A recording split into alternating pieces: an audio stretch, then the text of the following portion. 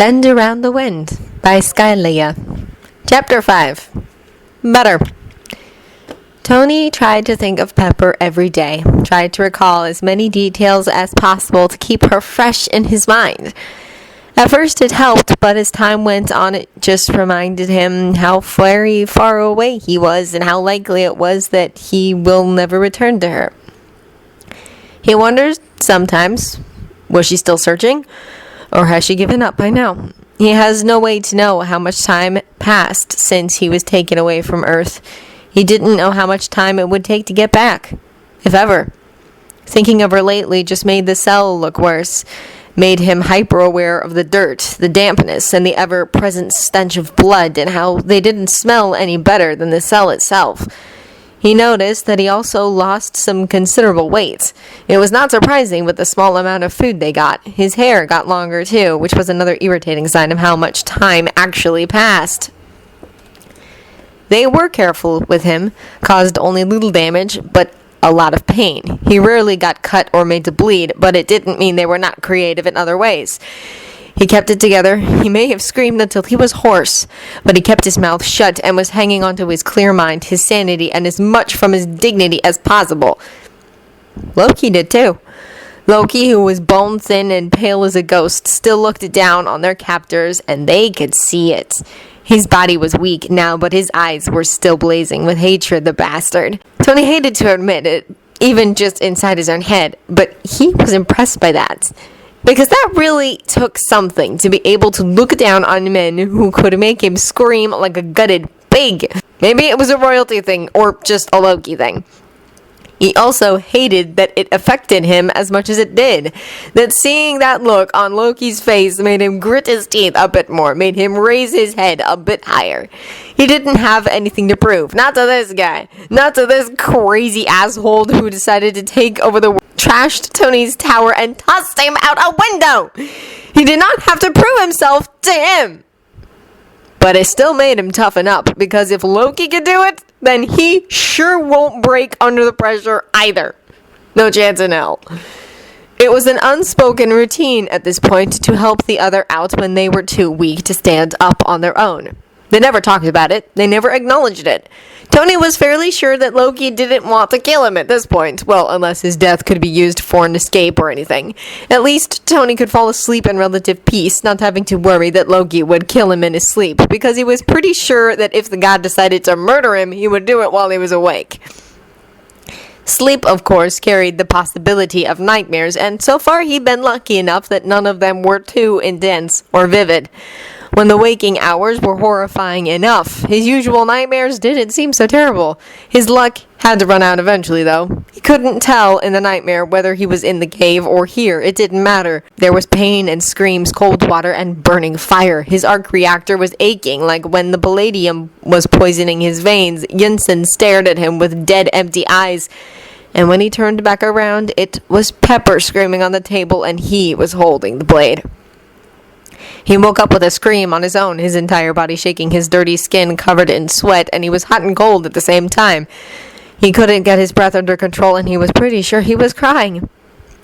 He pulled his knees up to his chest and rested his head on them, wanting to close out everything only for a few moments. God, what he wouldn't give for some alcohol right about now. There was a place, sounded Loki's voice in the darkness. In between spaces, between the branches of Yggdrasil, which is not the place at all, it is nothing. Tony raised his head with a frown. His breathing was still erratic, and he didn't stop shaking yet. Loki was sitting in his usual spot a few feet away from Tony, looking straight ahead as he spoke. It is a dark void, so silent that sound does not even exist. You cannot hear the sound of your own voice, nor your screams. Time does not matter there, nor memories, nor hopes. But if you are good enough, strong enough, you can catch a glimpse of the true sight of the branches entwining all worlds, colors you would not think existed, lights that should have faded long before they reached you. That is the true face of the Yggdrasil, and when you see it, you do not wonder any longer why those who ever raised their eyes upon it went mad by the sight. You've seen it? Tony asked. Oh, yes, and it was magnificent. Why are you telling me this? Because there was no one else to tell. And God forbid your awesomeness is not acknowledged by someone, Tony said. Do not mock me. I wasn't, he answered easily. There was another beat of silence, and then Loki turned away. A sight worth going mad for. That really must be something, he said, but Loki didn't reply. Tony was sure he could not go back to sleep, so he tried to get into a little bit more comfortable position. Then he realized he wasn't shaking anymore. Loki was kept away longer this day. They usually brought him back sooner. Tony was walking up and down in the cell like usual, but this time his thoughts were racing as well. Did they kill him? Did he make a deal? Did he escape? All three were a plausible possibility, and none of the three would have surprised Tony in the least. Then the door finally opened, and Tony was kind of relieved. Maybe. Something like that. It's been a while since the guards bothered to chain him to the wall. They probably thought him weak enough at this point. Tony thought that was idiotic. Loki would always be dangerous, but he sure won't point it out to their captors. At first he thought Loki was unconscious, but he was not. The god just stayed down on the floor, shifted until he was on his knees, then started to get up. He fell down again, his arms not holding him up. Tony moved to help. Leave me! Loki snarled at him, and Tony stopped a few steps away from him. The god remained down, couldn't get up. A low, angry sound tore out of him then, and he slammed his hand to the floor. His whole body was tense and shaking a little, but he was also sucking in deep breaths through his teeth and hissing them out again. As the moments passed, his breathing became ragged, and he hit the floor again in anger, something unintelligible leaving his lips. His shoulders were shaking, and the next sound that left him was either a cough or a sob. It was hard to tell. Tony moved again, but the second he touched Loki's shoulder, the god turned on him angrily. A hand closed around Tony's throat, and he was dragged down to the floor. I said, leave me, you pathetic fool! He snarled. His eyes were hard and furious, and the brightness of unshed tears did not make him look any less intimidating. Or do you rejoice that they can bring me down to my knees like this? I don't enjoy watching anyone suffer, Tony answered. Not even you. What is this, then? Penny from the hero? A noble gesture you graciously bestow upon me? I have no name for such useless things! For some reason, Tony didn't feel as afraid as he should have been. Loki was well capable of killing him on the spot, but for some reason, he stayed relatively calm. His heart was beating heavily in his chest, but his voice came out even and light. Pity. It would be pretty hard to pity you after I saw how much it took them just to make you stop laughing and spitting on them. Loki's eyes were still hard and were still locked on his face, the anger not wavering. And I'm not noble or gracious. Most of the time, I really hate being called a hero, too. So there's that. Loki looked at him for another moment. That searching look on his face was starting to get familiar.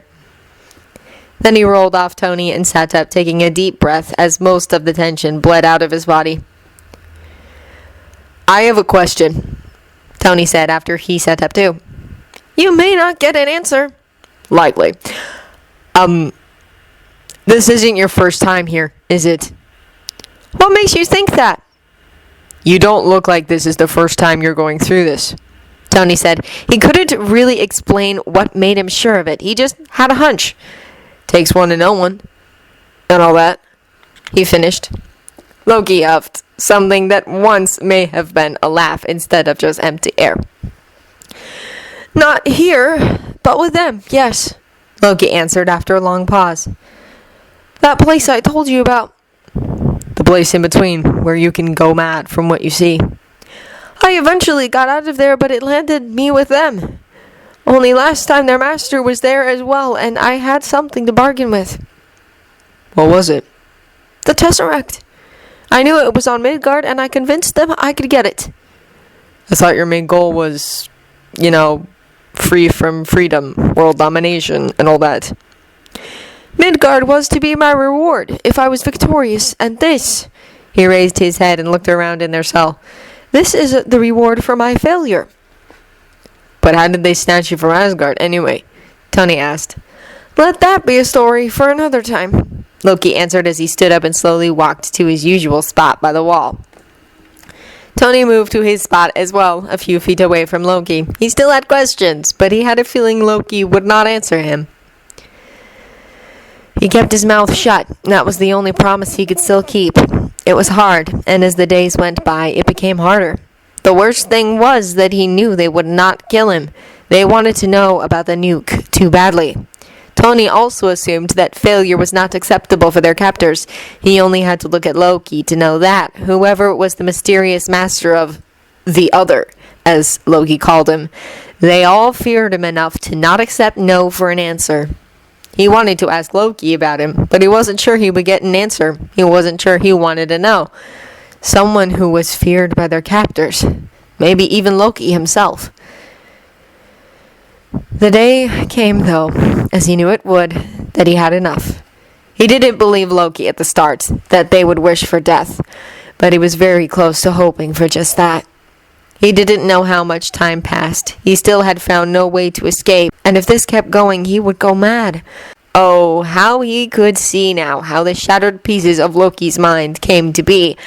This place was darkness and misery and quiet. Too quiet. When he and Loki exchanged a few words at a time was the most pleasant time, because there was no silence and no screams.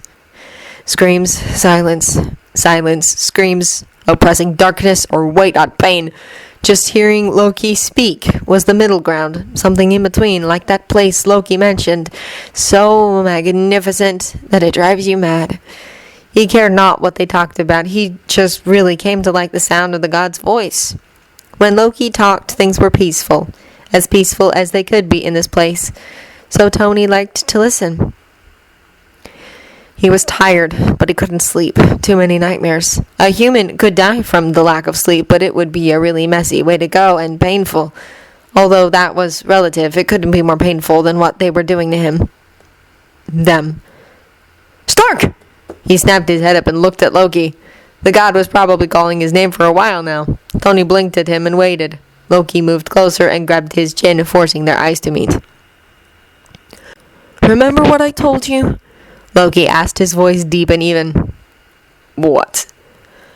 What I will do if it looks like you're about to give them what they want? Tony blinked at him, again his mind shaking off some of the fog. You'll kill me. Yes. Good. What? I don't want them to know. I won't tell them, but... yeah, you might as well. Loki stared at him for another moment, then his face became hard. Oh, so that is it! What did you call yourselves? Earth's mightiest heroes? And you're ready to turn over and die?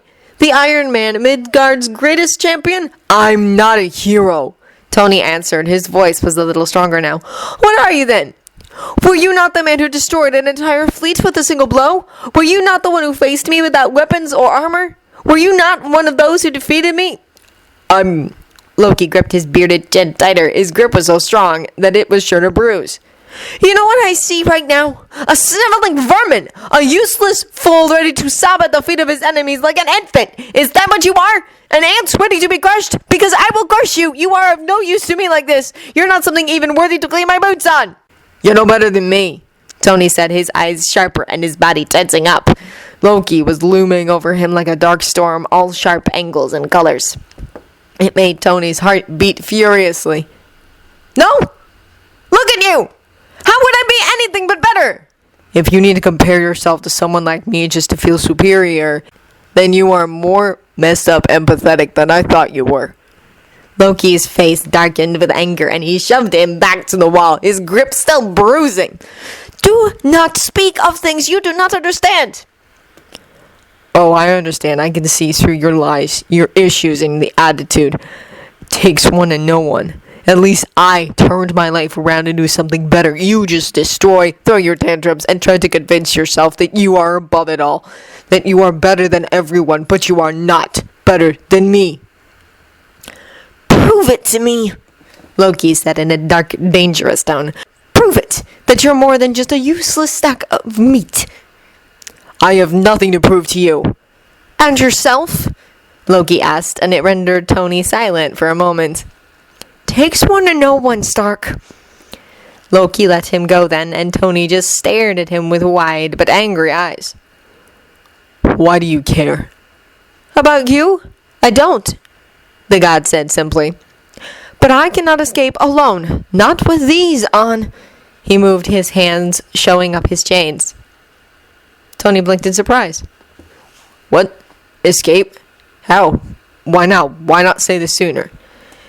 Because it became clear to me by now that I have nothing to offer them, but they want you alive, so they will be careful even in their pursuit, Loki explained.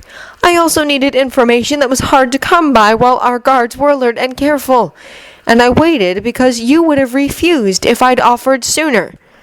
You were not desperate enough to ally yourself with someone like me. His lips actually curled up in a ghost of a smile then. And also because I wanted to know whether you would be strong or useful enough without your armor and your fellow brothers in arms. And now you think I am? Not considerably, but I have no better options. Well, you really know how to make a guy feel special, Tony said, and after who knows how long, the despair that was slowly consuming his every thought was subdued by a bright beacon of hope. He couldn't trust the god, though, not at all. I don't trust you. I do not trust you either, Loki answered. But we have absolutely nothing to lose, Tony said. Even if Loki betrays him, it would make no difference. They would either escape, would be tossed back in here, or he would be killed. Nothing at all, Loki agreed.